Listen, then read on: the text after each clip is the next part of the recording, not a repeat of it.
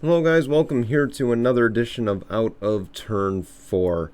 Let's get started. Of course, coming up on the show, we will be recapping NASCAR Darlington. We'll also be recapping IndyCar at Portland. We do have some racing news. We don't have a whole lot this week in terms of big stories. And then, of course, we got our race picks for the weekend and our championship picks. So you will want to tune in for all of that. But we begin by recapping NASCAR Darlington. By the way, hope you all had a wonderful Labor Day. But Noah Gragson, we kick it off with the NASCAR Xfinity Series. He wins in a thriller at Darlington. Of course, it is his fourth win of the season. And it was a battle for a few laps between Larson and Sheldon Creed. No hard feelings, of course, but they both go door to door. Creed pulled a video game move and tried to come out of the corner in front of Noah Gragson. Wasn't able to do so, and Gragson goes on to win. And I just gotta say, that was, oh my gosh, that was quite a move. I was entertained watching that. That was fun to watch. I mean, you know, Darlington is becoming one of my favorites to watch every single year lately, and this one, no different.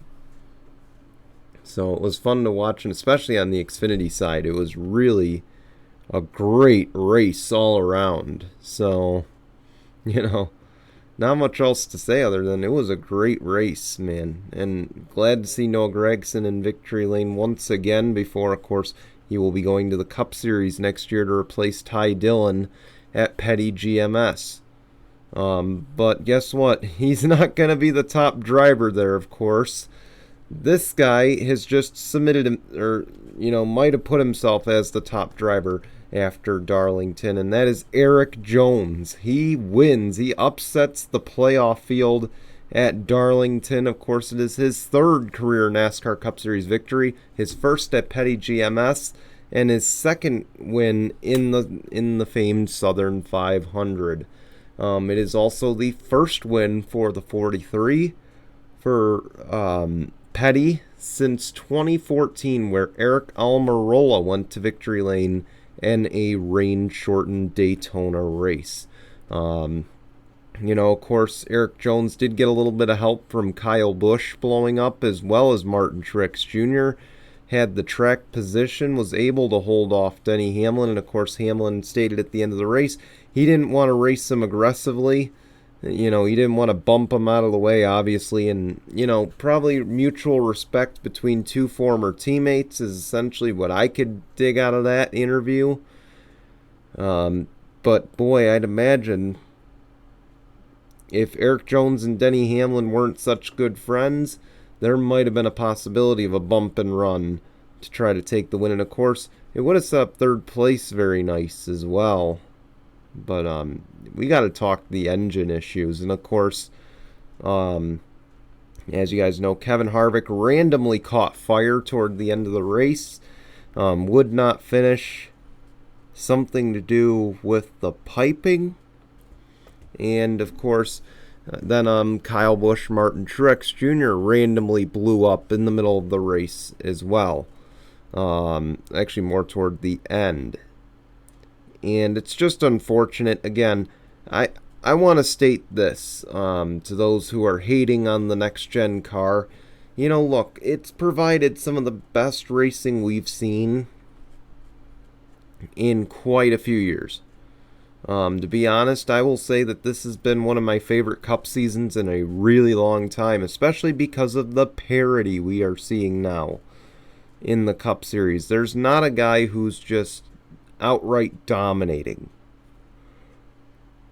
And to be honest, through 27 races, you know, yeah, Chase Elliott wrecked at Darlington. He lost his points advantage, essentially.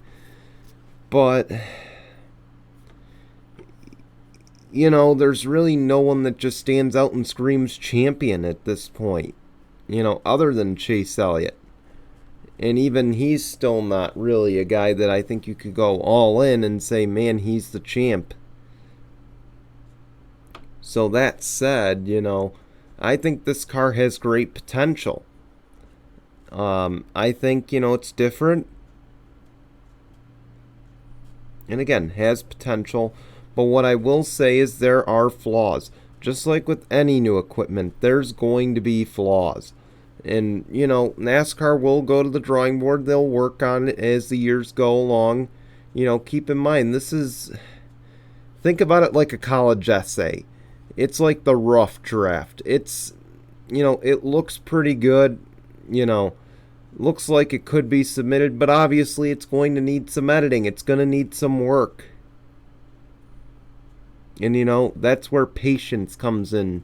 You're going to be doing like 2, 3, 4 drafts, aka 2, 3, 4 seasons, maybe before we get some, I hope it's not that long, but, it's going to be a while before we get to the point where, the next gen is perfect in every respect. For the meantime, though, again, patience will be the key word by both driver and fan. Drivers, teams, fans. It's going to require patience. All right, on to IndyCar at Portland, and Scott McLaughlin. He stays alive in the championship battle with his win in the race. Of course, it is his third win of the season, his third career win, and he will be one of the 5 drivers. He will be one of the 5 drivers remaining in this championship battle going into Laguna Seca. Of course, it is spearheaded by Will Power, who, of course, is a one-time winner of the season, has won 4 poles. He is 20 points ahead of teammate Joseph Newgarden and rival from Chip Ganassi Racing, Scott Dixon. He's a little more than that ahead of Marcus Ericsson and Scott McLaughlin, who will both need a lot of help in order to win the championship, in addition to a win. But, it's shaping up to be a fun championship, honestly. I think this is one of the most entertaining ones we've also seen in a few seasons. So, again, we look forward to Laguna Seca and McLaughlin's win. McLaughlin's win will certainly keep him alive, and we can't wait to see what he can do. And, it might not be a championship year, but it's definitely a breakout year. A year where Scott McLaughlin has proven now that he could potentially be a champion in the future. As far as the racing goes at Portland, my opinion remains the same. I think Watkins Glen would have been a better track for IndyCar to race instead. And if you don't know, Portland is the track that did replace Watkins Glen a few years ago. So, yeah, a little bit of bias, but yeah, I'm sorry, my opinion stands as far as that goes. So, not much news this week, so it's going to probably be a very short episode. But we do have a little bit of news, and it involves IndyCar and Formula One this week, beginning with Colton Herta and AlphaTauri. They have tentatively reached a deal for Colton Herta to replace Pierre Gasly in 2023. However, as mentioned with Colton Herta, he does not have enough points to obtain an F1 Super license. So, AlphaTauri has applied for a waiver to allow Colton Herta to race behind the wheel of one of their 2 race cars. And of course, AlphaTauri also came out and said that Colton Herta is their only option to replace Pierre Gasly at this point. Otherwise, it looks like Pierre Gasly will be back at AlphaTauri next year. I'm not too sure. These contracts are a little bit trickier than NASCAR and IndyCar, to say the least. Again, excuse me, sorry. It's been a long day, guys, so bear with me. You guys know my opinion about F1, and I think Colton Herta, personally, is better staying in the States and competing for wins and championships than he would be to leave. And, of course, run mid-pack, not even score points. So that's how I feel about F1 in general. as far as who would replace Colton Herta in his IndyCar seat. This is assuming that he does not return, and goes to F1. Well, that's a tough one to ask. I look at the F2 list. I really just don't see anybody that would want to come to the States. I would have said Logan Sargent. I just don't think he's going to be willing to come to the States. Emerson Fittipaldi, maybe, or Enzo Fittipaldi, but I doubt he will want to come to the States to race. So there's two guys kind of out of the question. We know Matthew Brabham. He is behind the wheel of an Andretti Autosport car right now. And of course, he does have IndyCar seat time back in 2016. Again, another option I just don't think is likely. But I look at Stingray Robb, and I think he's a possible candidate because he's in the Andretti stable as well. He's been highly regarded as one that could get the promotion to IndyCar. And then, of course, there's Linus Lundqvist, who's at HMD and Dale Coyne.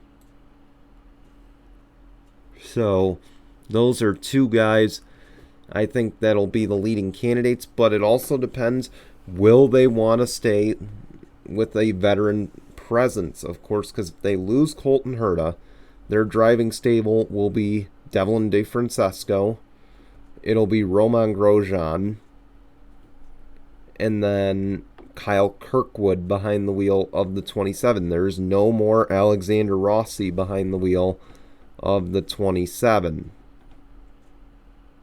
So I feel like they're going to want to go with a veteran presence.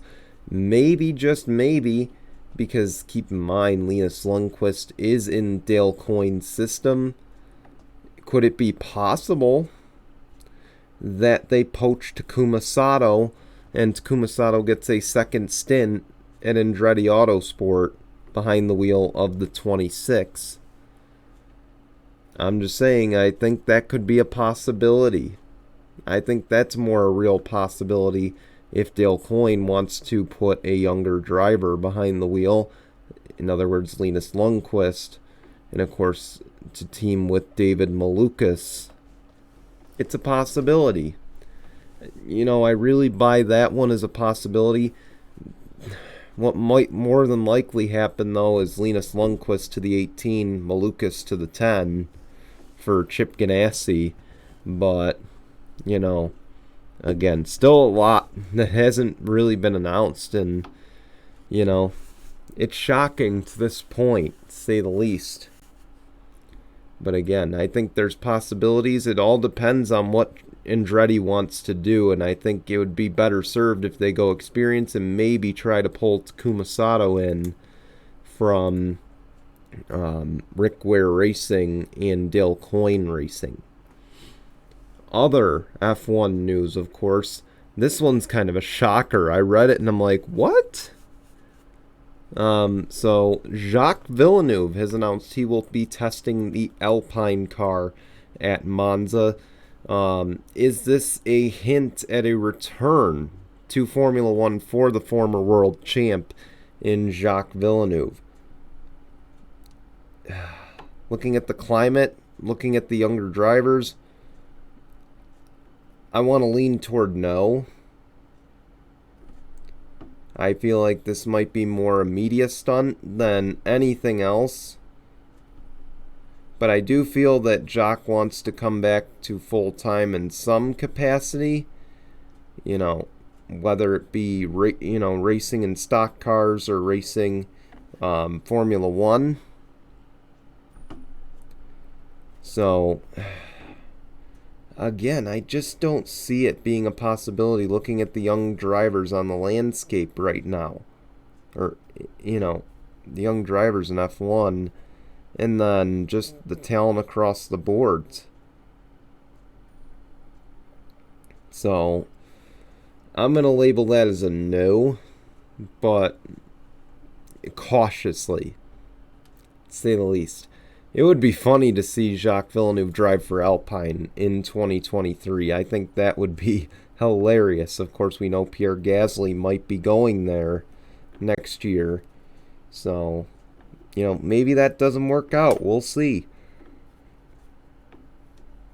So, with that, I think it's time to make the picks. And we begin with our IndyCar Laguna Seca picks. I think you're saying this guy's won 2 years in a row. I think he could go for a three-peat and end his season on a high note. I'm going to pick Colton Herta as the winner of the race. Now, as far as the championship goes, I'm going to lean toward Will Power. I think he's got a decent enough advantage. It's not double points like it has been in the past. So I feel like this plays into Will Power's hands. And again, it's consistency that I think will help him out. But I wouldn't be shocked to see Newgarden and Dixon play for it. But Dixon's qualifying efforts have been kind of bad of late. But he somehow finds his way to the front. I think, let's assume Dixon starts up front. I think he could find a way to win the race as well. But, again, it's all going to depend on his starting position. I don't think there's any doubt Will Power could take the pole and extend that points lead even more, or by another point entering Sunday. So, again, we'll see. But nonetheless, it's been a good year despite total Team Penske dominance. But we move ahead to Xfinity at Kansas. So I'm going to take here, and again, I just want to be sure that the trucks don't race at Kansas. So the next race they have, they do race at Kansas. All right. So Truck Series, I'm going to pick John Hunter. I think he's going to get the win and move himself into the round of 8. Xfinity Series at Kansas, I'm going to go with I'm just going to go with Ty Gibbs again. Or, I'm sorry, you know what? No, scratch that. I'm going to go with Josh Berry in the number 8. Again, he won on a 1.5 miles earlier this year. I want to make some wild picks here before the end of the season. I also think that Ross Chastain will be a player in the number 48, but I'm going to go with Josh Berry just for the sake of picking someone that we don't normally pick on this show. And then, of course, the Cup Series at Kansas. William Byron looks strong, so I think I might go William Byron for Kansas. I think he can win and punch his ticket into the round of 12. Now, again, I did my guaranteed first round exits. I don't have him on that list. So that's another reason why I think I'm going to pick William Byron here for that. All right, sorry it's a short show, guys. We want to thank you for watching. Be sure to tune in tomorrow. 2 shows here on Tinkle Sports and Entertainment. No Final Bell will be at 5 p.m. Eastern here on YouTube and Facebook Watch. And then, of course, be sure to tune back in at 8 p.m. Eastern tomorrow for Tinkle Sports and Entertainment's 2022 NFL season preview show. Jason and I will be predicting a lot tomorrow in terms of awards, standings,